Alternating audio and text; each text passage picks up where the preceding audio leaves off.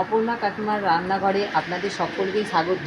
আজকে আমি এসেছি কাঁচা আমের আমসত্ত্বের একটা সুন্দর রেসিপি নিয়ে। তাহলে বন্ধুরা আসুন দেখে নিই আমি কেমন করে বানাচ্ছি। আশা করছি আজকের রেসিপিও আপনাদের খুব ভালো লাগবে। আজকে আমি আমের একটা আমসত্ত্ব রেসিপি করব, যার জন্য আমগুলোকে ভালো করে ধুয়ে নিচ্ছি, খোসা ছাড়িয়ে নেব আর কেটে নেব।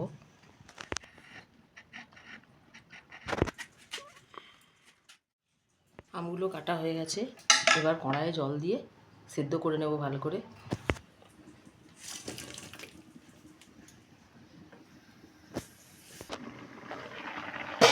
আমটা সেদ্ধ হয়ে গেছে, আমটা সেদ্ধ হয়ে গেছে, ভালো করে ঘেঁটে নেব। এবার একটা পাত্রের মধ্যে ঢেলে নিয়ে একটু ঠান্ডা করে নেব। এই আম সেদ্ধটাকে ভালো করে ছেঁকে নেব। আমটা ছাঁকা হয়ে গেছে, তার মধ্যে আমি দিয়ে দেব 2 কাপ মতো চিনি।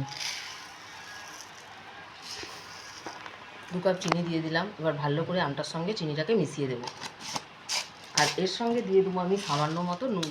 এবার আমি ভালো করে এটাকে মিশিয়ে দেবো। আমি দিয়ে দিচ্ছি অল্প করে একটু বিট লবণ, দিয়ে ভালো করে আমটার সাথে চিনিটা, নুন আর বিট লবণ ভালো করে মিশিয়ে নিলাম।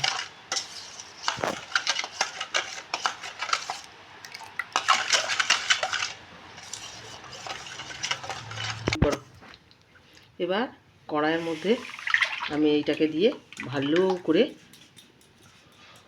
মিশিয়ে নেব। দেখুন বন্ধুরা, একদম কমপ্লিট হয়ে গেছে। এবার এটাকে আমি নামিয়ে নেব। একটা থালায় আমি তেল মাখিয়ে একটু রোদে রেখেছিলাম, আপনারা চাইলে পারে এতে একটু ফুড কালারও দিতে পারেন।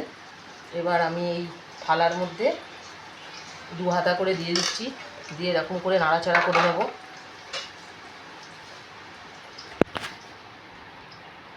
দিয়ে এইটাকে আমি রোদ্দুরে রেখে দেব, আজকের দিনটা রোদে রেখে দেবো।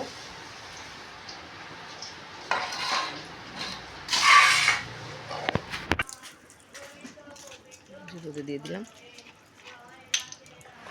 দেখুন বন্ধুরা, একবারে আমসত্ত্বটা কমপ্লিট হয়ে গেছে। এবার একটা চামচের সাহায্যে আমি এই ধারগুলোকে এরকম করে কেটে দিলাম। এবার আস্তে আস্তে করে আমি এটাকে তুলে নেব। দেখুন কত সুন্দর একেবারে পাতলাভাবে উঠে গেল। দেখুন একদম আমার আঙুলগুলো একদম বোঝা যাচ্ছে, এত পাতলা হয়েছে আর কত সুন্দর হয়েছে দেখুন।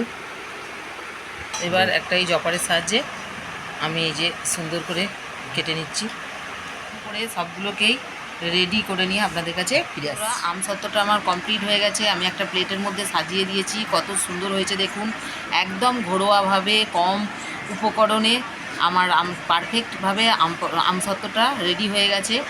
তাহলে আপনারা সুস্থ থাকুন, সুস্থতা কামনা করে আজকের ভিডিও আমি এখানেই শেষ করছি। দেখা হচ্ছে নতুন কোনো ভিডিওয়। টাটা।